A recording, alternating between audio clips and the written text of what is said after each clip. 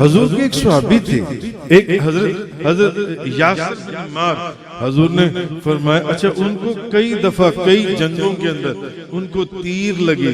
ان کو تلواروں کے زخم آئے، ایک مرتبہ ان کے اوپر ایک دیوار گر گئی، لوگوں نے کہا حضرت یاسر بن عمار انتقال کر گئے، فوت ہو گئے۔ جب گئے حضرت عمار بن یاسر نے آنکھیں کھولی، پاس لوگ کھڑے تھے، وہ مسکرائے، انہوں نے کہا تم یہ سمجھتی ہو کہ میں مر گیا؟ انہوں نے کہا جاؤ میں نہیں مروں گا، کیونکہ مجھے میرے محبوب نے نبی کریم صلی اللہ علیہ وسلم نے آج سے کئی سال پہلے اپنی زندگی مبارک میں انہوں نے مجھے یہ خبر دے دی تھی کہ سنو تمہیں ایک باغی گروہ قتل کرے گا، باغی گروہ، یہ دیوار کی گرنے سے میں مرنے والا نہیں، ایک باغی گروہ مجھے قتل کرے گا،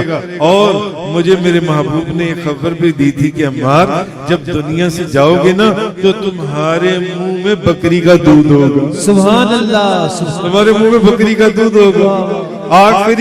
آخری غزہ دنیا میں تمہارے منہ میں بکری کا دودھ ہوگا۔ پھر ایک جنگ کے اندر وہ بہت زخمی ہو گئے، تو قریب ہی کچھ عورتیں بکریوں کا دودھ دو رہی تھیں، تو وہ ایک پیالے میں دودھ لے کر آئیں، جب انہوں نے آنکھیں کھولی تو دیکھا کہ کوئی منہ کو پیالہ لگا رہا تھا، انہوں نے کہا یہ کیا ہے؟ انہوں نے کہا قریب ہی بکریوں کا دودھ تھا، وہ تیرے لیے لائے۔ وہ مسکرا پڑے، انہوں نے کہا اب میرا وقت آ گیا، میرے نبی نے، میرے حبیب نے مجھے تو آج سے کئی سال پہلے فرما دیا تھا کہ تیرے منہ میں آخری جن سے وہ بکریوں کا دودھ ہو۔